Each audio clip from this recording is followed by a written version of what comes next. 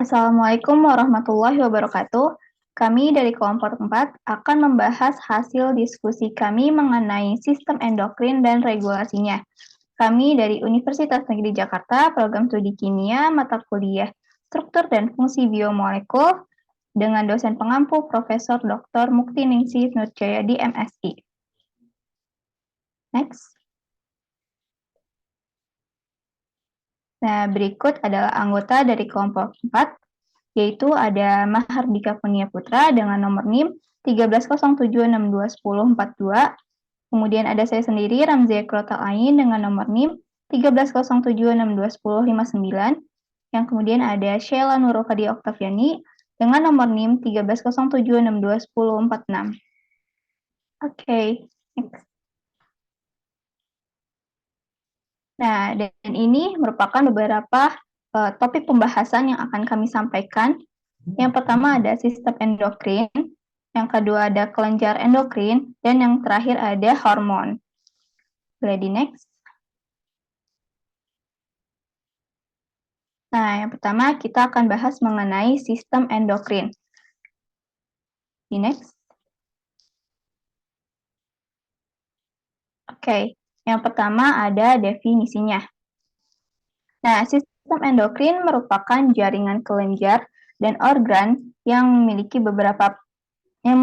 peran penting dalam mengatur banyak fungsi tubuh seperti pertumbuhan sel, terus juga metabolisme, terus juga ada tumbuh kembang tubuh dan juga proses reproduksi. Nah, ilmu yang mempelajari tentang sistem komunikasi kimia yang mengontrol sejumlah besar dari proses fisiologi dalam tubuh ini atau organ endokrin ini disebut juga dengan endokrinologi. Nah, sistem endokrin ini memiliki kemiripan yang sama kayak sistem saraf pada manusia karena keduanya berperan pada pengontrolan atau memadukan satu sama lain. Jika kalau dalam sistem endokrin ini mengontrol proses tubuh yang berlangsung lambat, nah kalau sistem saraf itu yang mengatur pada proses tubuh berlangsung dengan cepat, seperti pada pernafasan. Tapi meskipun saling berpengaruh, kedua sistem ini memiliki penghubung yang berbeda. Kalau sistem saraf itu terhubung menggunakan impuls saraf dan juga neurotransmitter. Sementara pada sistem endokrin ini dihubungkan oleh senyawa kimia yang disebut juga dengan hormon yang nanti akan dibahas lebih lanjut. Lalu, tapi pada dasarnya berbagai fungsi dalam tubuh manusia ini sangat bergantung pada kinerja dari sistem endokrin ini dan juga hormon yang dihasilkannya. Nah, maka dari itu penting untuk menjaga kesehatan dari beberapa organ dari sistem endokrin ini agar tubuh tetap berfungsi secara normal. Nah, yang kedua itu merupakan fungsi dari sistem endokrin. Nah, fungsi utama dari sistem endokrin ini adalah untuk memproduksi dan melepaskan hormon yang dihasilkannya. Kemudian hormon akan masuk ke dalam aliran darah guna mencapai sel, jaringan, atau tubuh yang akan dilaluinya. Nah, sistem endokrin ini bertanggung jawab untuk mengatur berbagai fungsi tubuh, yaitu yang pertama ada proses metabolisme, lalu juga ada pertumbuhan dan perkembangan, kemudian juga ada emosi dan suasana hati atau juga kita bilang mood, terus juga ada fungsi seksual dan reproduksi, terus juga ada siklus tidur, detak jantung, dan juga tekanan darah kita. Boleh di next. Nah, yang selanjutnya itu ada struktur atau anatomi sistem endokrin. Nah, di sini akan sedikit membahas struktur dari sistem endokrin. Nah, sistem endokrin ini terdiri dari 3 bagian penting, yaitu ada hipotalamus, terus juga ada hipofisis. Nah, kedua ini berada di bagian otak. Lalu juga ada target organ, di mana target organ ini terdiri dari beberapa organ yang di bawah kepala. Oke, boleh di next. Nah, yang pertama itu ada hipotalamus. Hipotalamus ini terletak di dasar otak yang menggerakkan sistem endokrin dan bertanggung jawab terhadap suhu tubuh, tekanan darah, nafsu makan, dan rasa haus atau juga rasa haus, Terus juga ada tidur, suasana hati, dan pelepasan hormon dari kelenjar lainnya. Terus juga sebagian dari fungsi sistem endokrin ini dikendalikan oleh kelenjar hipotalamus yang terletak di bagian dasar otak tadi yang terdapat di dalamnya, yaitu berupa seperti cairan berlendir. Nah, salah satu fungsi utama dari hipotalamus itu sebelumnya, ya, salah satu fungsi utama dari hipotalamus itu ialah mempertahankan homeostasis, yaitu kemampuan tubuh untuk tetap stabil saat lingkungan sekitarnya itu mengalami perubahan. Nah, hal ini hormon untuk memberitahu kelenjar hipofisis atau disebut juga pituitari kapan harus melepaskan hormon lainnya itu. Nah, selanjutnya itu ada hipofisis. Hipofisis atau kelenjar pituitari ini terletak berada di dalam otak, di bawah hipotalamus. Jadi dia ada seperti dua kayak kantong gitu. Nah, setelah mendapatkan rangsangan dari hipotalamus, kelenjar hipofisis ini akan memproduksi hormon yang membantu mengatur pertumbuhan reproduksi, produksi, dan pembakaran energi. Juga menjaga tekanan darah serta fungsi pada organ tubuh lainnya. Nah, jadi ini ada gambar. Nah, ini kan ada hipotalamus yang di bagian atasnya. Kemudian untuk bagian hipofisisnya itu ada berada di bagian dua kantong di bawahnya itu. Nah, dua kantong ini dibagi dua lagi. Oke, boleh di next. Nah, yang selanjutnya itu ada target organ.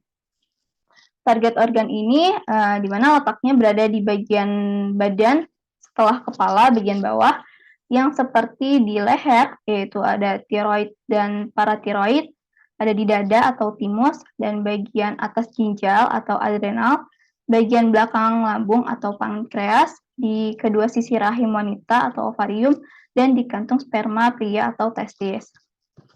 Nah, untuk kelenjar tiroid atau paratiroid itu keduanya terletak di bagian depan leher. Nah, tiroid ini menghasilkan hormon-hormon yang berfungsi untuk pembakaran kalori dan detak jantung. Kelenjar-kelenjar dari tiroid ini mengontrol jumlah kalsium dalam tubuh juga. Untuk timus itu berada di bagian atas dada. Dia itu menghasilkan sel-sel darah putih yang melawan infeksi atau menghancurkan sel-sel abnormal. Lalu juga ada adrenal, dia itu terletak di bagian ginjal, di bagian atas tiap ginjal.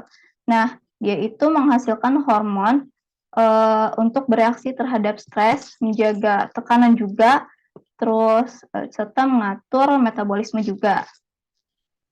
Lalu ada pankreas. Nah, pankreas ini berada di bagian lambung, tepatnya itu di bagian belakang. Nah, itu dia menghasilkan insulin yang bisa mengatur kadar gula darah. Terus juga ada ovarium. Nah, ovarium ini terletak tepatnya di bagian rahim, sisi kedua rahim. Terus juga mereka itu mengandung sel-sel telur yang diperlukan untuk reproduksi dan juga menghasilkan hormon estrogen dan progesteron. Lalu yang terakhir ada di bagian testis, berada di dalam kantung yang bergantung di luar tubuh kemaluan laki-laki, kemudian menghasilkan testosteron dan juga sperma. Nah, ini dia ada beberapa bagian-bagian dari target organ pada sistem endokrin. Bisa dilihat pada di gambar. Boleh di next. Nah, selanjutnya akan dijelaskan oleh anggota kelompok lain. Oke, baik, terima kasih. Selanjutnya kita di sini akan membahas mengenai kelenjar endokrin. Bisa di next untuk slide-nya. Oke, untuk kelenjar endokrin sendiri di sini terdiri dari pituitari yang pertama, lalu selanjutnya ada tiroid dan juga paratiroid. Lalu selanjutnya di sini juga akan ada pembahasan mengenai adrenal. Setelah itu akan ada pembahasan mengenai pankreas. Lalu setelah itu ada pembahasan mengenai kelenjar gonad atau kelenjar kelamin yang terdiri dari ovarium dan juga testis. Bisa di next. Oke, untuk definisinya itu sendiri, kelenjar endokrin merupakan suatu kelenjar yang dapat memproduksi hormon, di mana kelenjar ini dia dapat mengeluarkan hasil sekresinya yang berupa hormon ke dalam aliran pembuluh darah dan bereaksi pada target melalui respon biologi. Nah, makanya di sini pada kelenjar endokrin itu dia dia itu tidak memiliki saluran tersendiri, makanya itu dia bisa bergerak menuju ke bagian yang jauh dari kepala gitu. Makanya untuk endokrin ini sendiri dia tuh menyebar ke seluruh tubuh karena dia sistemnya itu melalui aliran darah. Bisa di next. Oke, yang pertama di sini ada kelenjar pituitari. Kelenjar pituitari ada di dalam otak, tepatnya itu ada di bawah hipotalamus, di mana hormon yang diproduksi oleh hipofisis yang ada di hipotalamus ini dia dapat membantu untuk mengatur pertumbuhan pada manusia, lalu mengatur juga tekanan darah, lalu memproduksi dan membakar energi yang dihasilkan, dan juga dapat bekerja dalam mengatur berbagai fungsi organ tubuh lainnya. Nah, kelenjar ini juga dia meliputi kelenjar anterior dan juga posterior. Bisa di next. Oke, di sini ada kelenjar pituitari anterior. Nah, untuk anterior ini sendiri sebenarnya dia terletak di depan. Cuman di depannya itu dia tuh lebih belakang dibanding si posterior. Nah, kelenjar yang ini tuh dia menghasilkan antara lain di sini ada hormon adrenokortikotropik atau ACTH, di mana dia hormon ini itu dapat merangsang produksi dari hormon adrenal. Lalu setelah itu ada hormon perangsang folikel atau FSH dan juga luteinizing dan hormon. Hormon-hormon ini dapat mengatur produksi estrogen dan progesteron pada tubuh wanita dan produksi testosteron pada tubuh pria.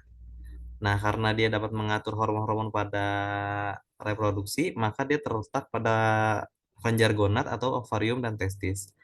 Lalu di sini ada selanjutnya ada hormon pertumbuhan atau GH, di mana hormon ini sangat penting dalam pertumbuhan tubuh manusia, terutama di tahun-tahun awal. Untuk anak-anak, hormon ini biasanya digunakan untuk menjaga komposisi tubuh yang sehat, dan untuk orang dewasa, biasanya GH ini bertindak sebagai penyeimbang distribusi lemak serta menjaga kesehatan tulang dan otot. Lalu untuk prolaktin, fungsi utama dari hormon ini adalah menstimulasi produksi ASI pada wanita. Lalu hormon ini juga memiliki efek pada aktivitas seksual yang berbeda pada pria dan wanita. Lalu yang terakhir di sini dia juga memproduksi hormon perangsang tiroid atau TSH, di mana hormon ini dapat merangsang kelenjar tiroid untuk memproduksi hormonnya itu sendiri yang bertugas untuk memetabolisme pada hampir seluruh jaringan tubuh. Bisa di next.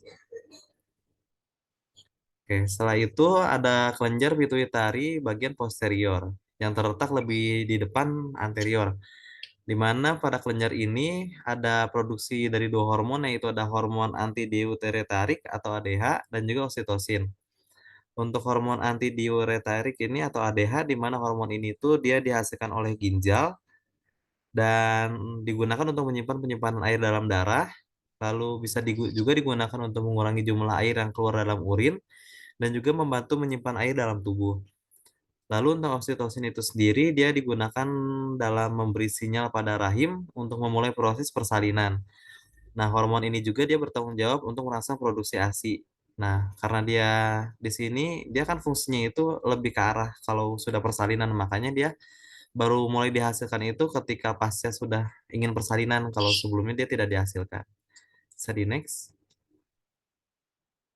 Oke, selanjutnya di sini ada kelenjar tiroid. Nah, untuk kelenjar tiroid ini dia terletak di leher dan dapat mensekresikan hormon tiroid T3 dan T4. Nah, di mana hormon T3 ini ya, nama lainnya juga ya di sini ada triiodothyronin dan juga T4 itu disebut juga dengan tiroksin, di mana hormon-hormon ini berfungsi untuk mengatur laju metabolisme tubuh, lalu mengatur fungsi jantung dan juga pencernaan, lalu mengatur kontrol otot, lalu mengatur perkembangan otot dan juga pemeliharaan tulang. Nah, fungsi dalam mengatur tingkat metabolisme tubuh sangat penting untuk menjaga supaya tubuh kita tetap sehat. Nah, makanya di sini untuk kelenjar tiroid ini dia fungsinya lumayan vital karena kalau misalkan kelenjar tiroid ini terganggu, maka banyak sekali bagian dari metabolisme tubuh yang akan terganggu. Bisa di next. Oke, di sini ada rumus senyawa dari triiodothyrosin. Bisa di next. Dan selanjutnya ada struktur dari senyawa tirosin atau T4. Bisa di next. Oke, selanjutnya di sini ada kelenjar paratiroid. di mana kelenjar ini dia dapat digunakan untuk mensekresikan hormon paratormon atau PTH, yaitu suatu polipeptida yang terlibat dalam pengontrolan konsentrasi ion kalsium dalam darah, seperti yang sudah disebutkan pada sistem endokrin tadi. Bisa di next.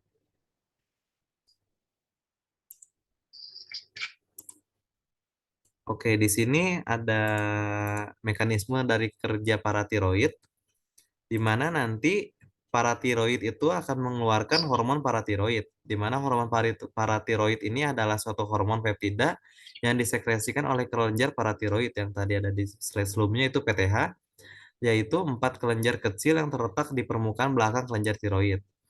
Nah, nanti hormon paratiroid ini dapat bersama-sama dengan vitamin D dan juga kalsitoin untuk menghasilkan kalsium dalam darah. Bisa di next.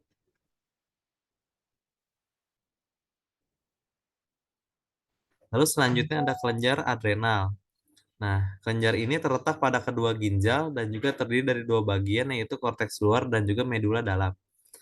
Untuk korteks pada bagian luar ini dia dapat menghasilkan glukokortikoid dan juga mineralokortikoid.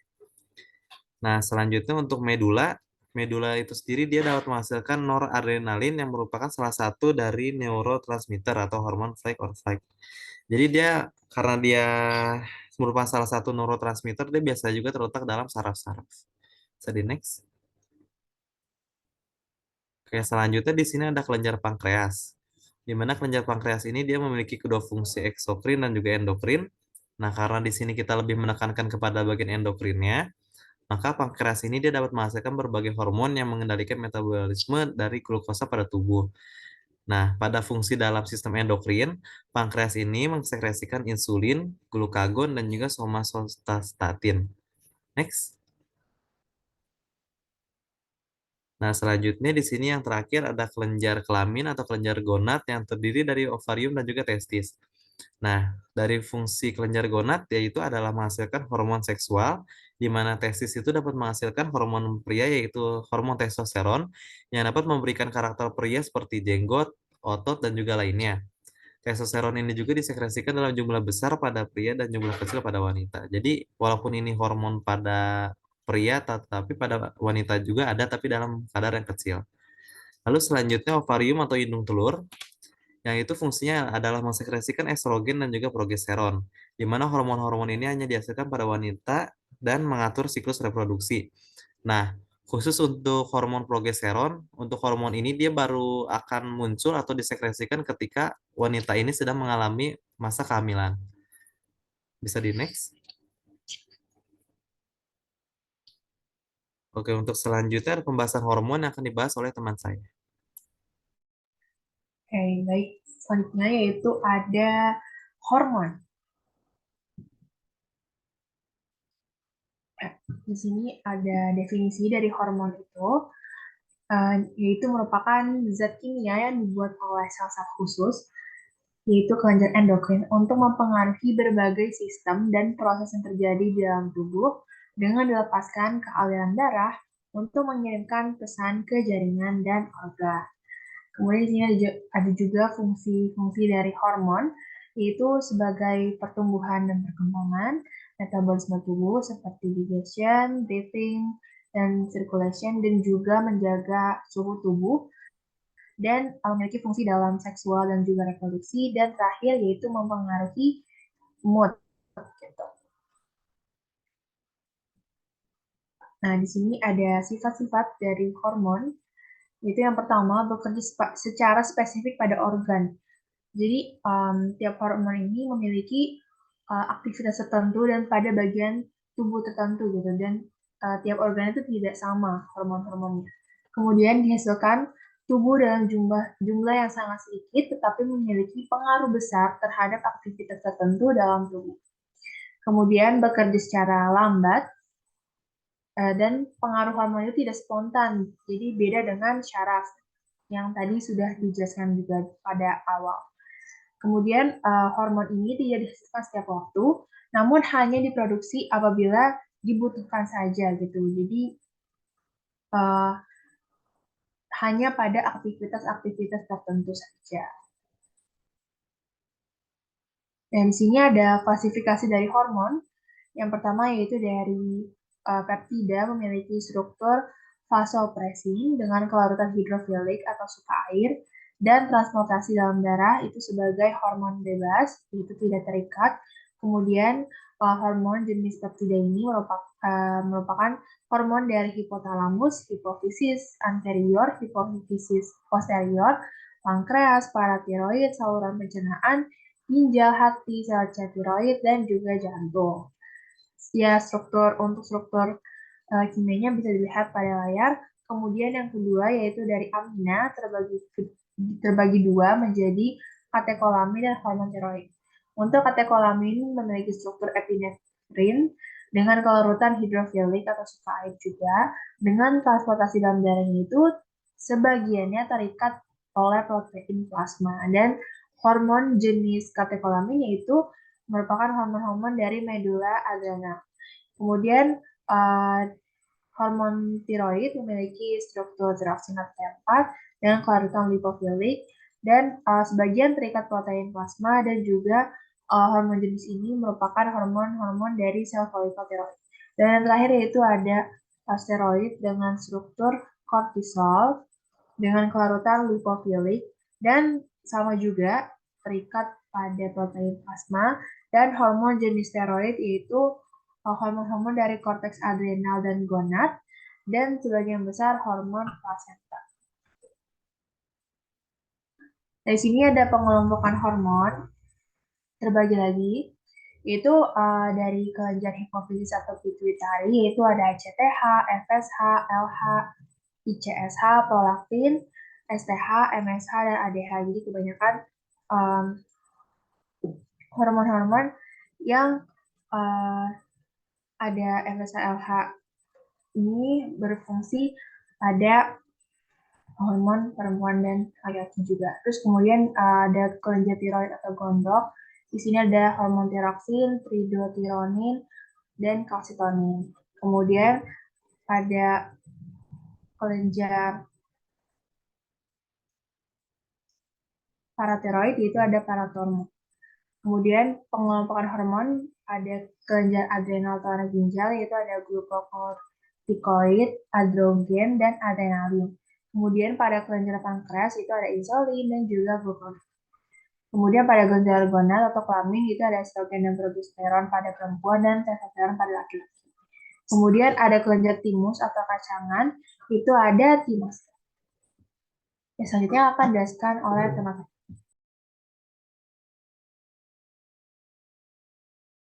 Oke, nah sekarang kita akan membahas mengenai cara kerja dan regulasi hormon. Tapi sebelumnya, tadi kan hormon diklasifikasikan atas dua bagian ya, yang steroid sama yang non-steroid atau amina dan peptida. Nah, sebelum membahas ke hormon steroid dan non-steroid tadi, cara kerja hormon itu dimulai dengan pengaktifan gen sel yang menyebabkan pembentukan sel protein intrasel yang memulai fungsi tertentu untuk terjadinya hormon. Nah, pengaktifan itu juga dilakukan oleh sistem AMP cyclic cell atau adenosine monofosfat cyclic. Nah, AMP cyclic atau CAMP ini adalah molekul yang berbentuk cincin yang dibuat dari ATP yang dihasilkan oleh enzim yang dihasilkan oleh tubuh, yang merupakan molekul persinyalan intraseluler yang umumnya terjadi pada sel eukariot. Nah, ini tuh akan menimbulkan fungsi-fungsi tertentu yang akan menghasilkan hormon. Nah, baru ke hormon steroid, di mana mekanismenya itu adalah terdapat di gambar ini, yaitu yang pertama itu terjadi difusi melalui membran plasma dari sel target, di mana sel target itu tadi udah disebutin itu sel-sel yang ada pada bagian beberapa target organ pada pembahasan sebelumnya. Lalu hormon-hormon steroid itu masuk ke dalam nukleus dan berikatan dengan reseptor protein spesifik, membentuk kompleks hormon reseptor. Lalu berikatan juga dengan tempat khusus di bagian sel DNA, dan terjadi pengaktifan gen untuk membaca messenger RNA atau mRNA. dan terjadi penerjemahan mRNA dalam sitoplasma yang menghasilkan produk baru atau efek yang dihasilkan di tubuh manusia. Nah, sedangkan untuk hormon yang monosteroid atau amida dan peptida tadi akan terjadi, sebelumnya hormon asam amino dan peptida itu tidak dapat masuk ke dalam sel target dan segera berikatan dengan membran plasma dalam sel target. Nah, cara kerjanya itu pada hormon non-steroid itu yang pertama itu hormon berikatan dengan reseptor membran ada pada gambar, lalu melakukan serangkaian reaksi yang diaktifasi oleh enzim yang dihasilkan oleh tubuh dan bereaksi reaksi katalisasi yang menghasilkan molekul messenger kedua atau second messenger dari hasil siklik AMP tadi. Lalu terjadi perubahan intraseluler yang meningkatkan tipe respon dari sel target terhadap hormon. Jadi nanti hormon akan berkembang lalu terjadi menghasilkan efek baru atau produk baru. Nah, itu merupakan mekanisme atau regulasi hormon yang terjadi pada tubuh manusia. Nah, boleh di next.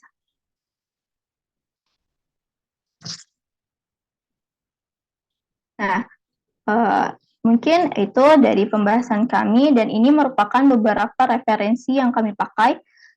Baik, ini ada yang pertama ada Ben Greenstein dan Diana F. Wood 2010 atau Glenn System Endocrine edisi kedua Erlangga Jakarta.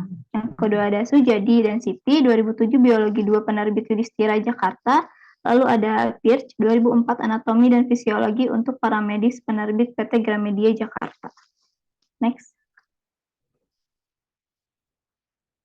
Nah, baik, sekian pembahasan dari kelompok kami.